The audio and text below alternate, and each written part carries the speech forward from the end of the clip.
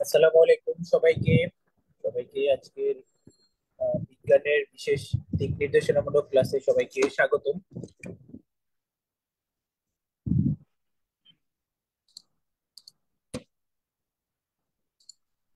আশা করি আমাকে দেখতে পাচ্ছেন এবং শুনতে পাচ্ছেন। আপনারা কে কোথা থেকে জয়েন করেছেন এবং কোথা থেকে কোন ব্যাকগ্রাউন্ডে বা কোথায় পড়াশোনা করেছেন একটু কমেন্ট করে জানান। এবং আপনাদের ফ্রেন্ড যারা আছে, যারা ইন্টারেস্টেড, তাদেরকেও চাইলে মেনশন করতে পারেন বা ভিডিওটি শেয়ার করতে পারেন, তাহলে তারাও দেখার সুযোগ পাবে।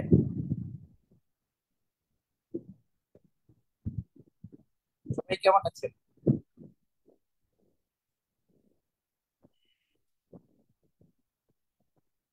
বেশ কিছু আছে ব্যাকগ্রাউন্ডে বাংলাতে পড়ে। সালাম দিয়েছেন ভাই, আসসালামু আলাইকুম। ওয়ালাইকুম আসসালাম।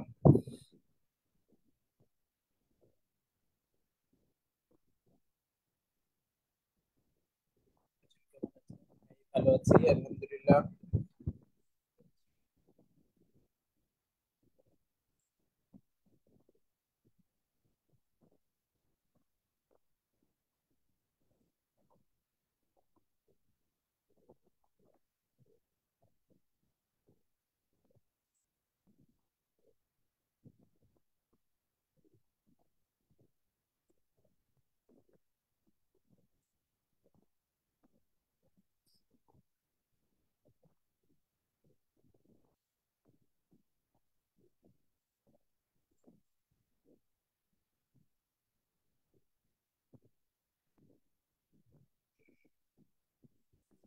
অনেকেই জয়েন করে ফেলেছেন।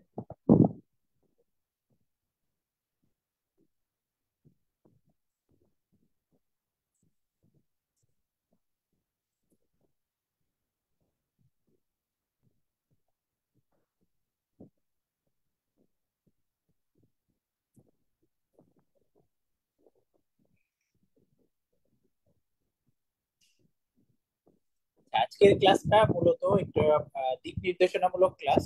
তো তারপরেও হচ্ছে আমরা লাইট চ্যাপ্টারটা নিয়ে কিছু আলোচনা করব। তো প্রথমে আমরা আহ, কথা বলি যে হচ্ছে আসলে বিজ্ঞানটা কিভাবে পড়বেন বা বিজ্ঞানে কি কি জিনিস দেখা উচিত, বা এখন যারা নন সায়েন্স ব্যাকগ্রাউন্ডের আছেন তাদের আসলে কি কি প্রবলেম হয়, বা কি কি জিনিসে আসলে আহ, নজর দেওয়া উচিত এবং কি কি জিনিস আসলে অ্যাভয়েড করা উচিত। তো হচ্ছে আপনারা হচ্ছে যারা দেখছেন তারা যদি জানাতেন যে হচ্ছে আসলে কি সায়েন্স ব্যাকগ্রাউন্ডের কেউ আছেন কিনা, বা হচ্ছে নন সায়েন্স ব্যাকগ্রাউন্ডের কারা আছেন। কমেন্ট পাচ্ছি।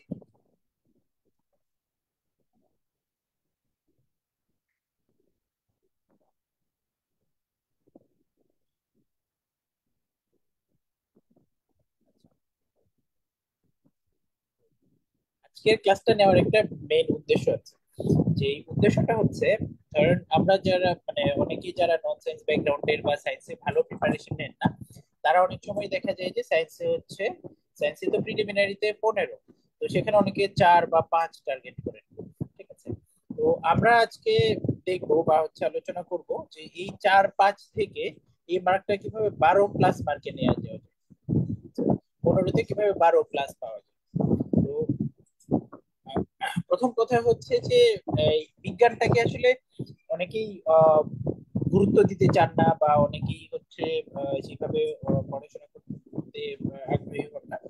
তো হচ্ছে প্রথম কথা হচ্ছে ভাই, এই জিনিসটাকে হচ্ছে গুরুত্ব দিতে হবে, কারণ এই সাধারণ বিজ্ঞানে কিন্তু হচ্ছে প্রিলিতে আপনার হচ্ছে কত মার্ক বলেন তো?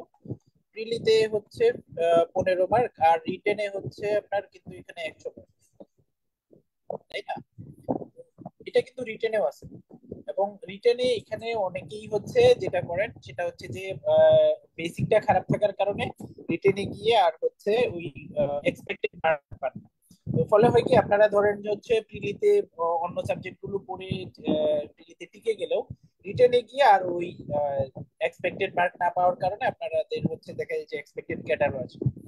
আচ্ছা, আহমেদ গনি ভাই বলছে যে আর্টস থেকে। আচ্ছা, ভেরি গুড ভাই। আশা করি হচ্ছে আজকের দিক নির্দেশনামূলক ক্লাসটা আপনার উপকার হবে এবং ভালো লাগবে। ঠিক আছে। তো এই যে সায়েন্সের ক্ষেত্রে মেইন যে প্রথম যে ইস্যুটা, সেই ইস্যুটা হচ্ছে আপনার প্রথম ব্যারিয়ারটা হচ্ছে সিলেবাস। ঠিক আছে। সায়েন্সের একটা বিশাল বড় সিলেবাস, এবং এই এই সিলেবাসটা হচ্ছে আপনার মানে এত বড় যে আপনারা যারা হচ্ছে ধরেন এইচএসসি তে বা এসএসসি তে বিশেষ করে যারা সায়েন্স পড়ে আসেন না, তাদের জন্য কিন্তু কাভার করা খুবই টাফ হয়ে যায়। আহ, এবং হচ্ছে এই সময়টাতে দেখা যায় যে কোনো মতে কাভার করে যে হচ্ছে পরীক্ষা দেন, বাট হচ্ছে ঠিকঠাক মতো হচ্ছে ওই মার্কটা পান না অনেক সময়। ঠিক আছে। এটা হচ্ছে নাম্বার ওয়ান চ্যালেঞ্জ। দুই নাম্বার চ্যালেঞ্জ যেটা, সেটা হচ্ছে আমরা অনেক সময় হচ্ছে না বুঝে পড়ি। ঠিক আছে। দুই নাম্বার চ্যালেঞ্জ হচ্ছে না বুঝে পড়া।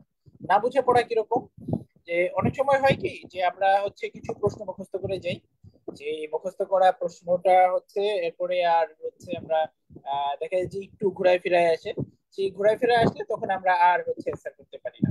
তো হচ্ছে এই সিলেবাসটা হচ্ছে আপনার পড়ার সময় আলটিমেটলি এই সিলেবাসটার সাথে রাখবেন, এবং সিলেবাসটা দেখে সিলেবাসের গাইডলাইন অনুসরণ করে সেই অনুযায়ী হচ্ছে আপনারা প্রিপারেশন নেবেন। এবং এই সিলেবাসটাকে সামনে রেখে আপনারা কি করবেন, আপনারা হচ্ছে 8, 9, 10 এর হচ্ছে আপনারা হচ্ছে সাধারণ বিজ্ঞান বই, সাধারণ বিজ্ঞান টেক্সট বই যেটা বোর্ডের, বোর্ডের বই এইটা হচ্ছে গাইডলাইন হিসেবে বা হচ্ছে আপনার মূল বই হিসেবে রাখবেন। ক্লাস 8 এরটা, তারপরে হচ্ছে ক্লাস 9, 10। এইচএসসির হচ্ছে দুই একটা চ্যাপ্টার ধরেন হচ্ছে চুম্বকের কিছু চ্যাপ্টার আছে, তারপরে হচ্ছে এরকম আরো আর দুই একটা চ্যাপ্টার, এর বাইরে কিন্তু খুব বেশি লাগে না আসলে। ঠিক আছে। তো হচ্ছে এই সাধারণ বিজ্ঞানের এই যে বোর্ড বইগুলো, এই বোর্ড বইগুলো কিন্তু সবগুলো চ্যাপ্টার আসলে লাগবে না, এবং কোন কোন চ্যাপ্টার লাগবে এবং কোন চ্যাপ্টার গুলোকে আমরা হচ্ছে ডিটেলস দেখবো, কোন চ্যাপ্টার গুলাকে হচ্ছে আপনার একটু লাইটলি পড়লে হবে বা হচ্ছে অল্প পড়লে হবে, এটা কিন্তু আপনারা কোথা থেকে পাবেন, সিলেবাস থেকে। আপনারা হচ্ছে সিলেবাসটা ফলো করবেন, সিলেবাসটা ফলো করে এই যে বোর্ডে যে বইগুলো আছে এই বইগুলা দেখে দেখে সেখান থেকে হচ্ছে আপনার ইয়া করবেন আর কি, ফলো করবেন। তো এটাই ছিল মোটামুটি হচ্ছে আপনার ইয়া।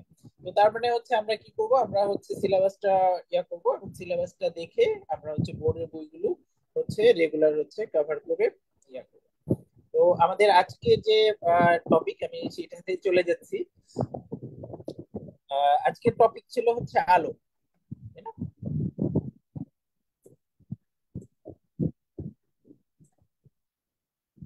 আচ্ছা। তো আপনাদের সিলেবাসে এই আলো চ্যাপ্টারটা হচ্ছে আপনার এই ডিরেক্ট আলো হিসেবে আছে এবং আলোক যন্ত্রপাতি হিসেবে দুটা ভাবে আছে আর কি, মানে দুটা টপিক মেনশন করা আছে। তো প্রথম কথা হচ্ছে যে আলো জিনিসটা কি, বা হচ্ছে আহ, জিনিসটা কি। তো আমরা এটা হচ্ছে 9, 10 সবাই পড়ে আসছি, তাই না, যে আলো হচ্ছে একটা আহ তাড়িৎ চুম্বক তরঙ্গ। ঠিক আছে। এই যে এইখান থেকে কিন্তু এই যে এমসিকিউ আসে যে আলো হচ্ছে কি ধরনের তরঙ্গ, আলো হচ্ছে একটা তাড়িৎ চুম্বক তরঙ্গ।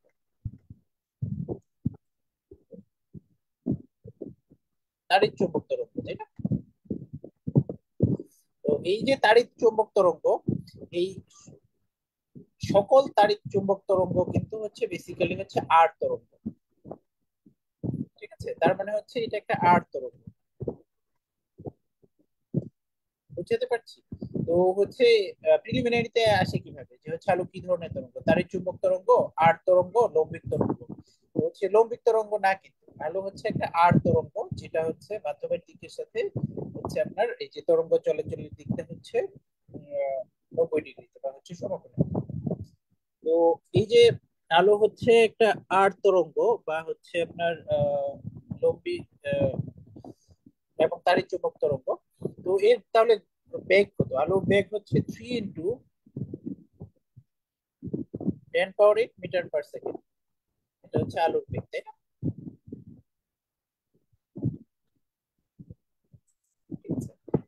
আলোর বেগ যদি আসে তাহলে হচ্ছে 3 × 10⁻⁸ বা হচ্ছে মাইলে হিসাব করলে হচ্ছে 1,86,000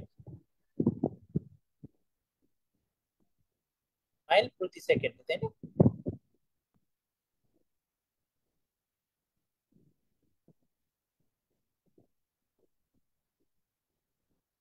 পার সেকেন্ড, ঠিক আছে। এই যে এইগুলো হচ্ছে তিনটা বেসিক ইনফরমেশন। তাহলে হচ্ছে আলো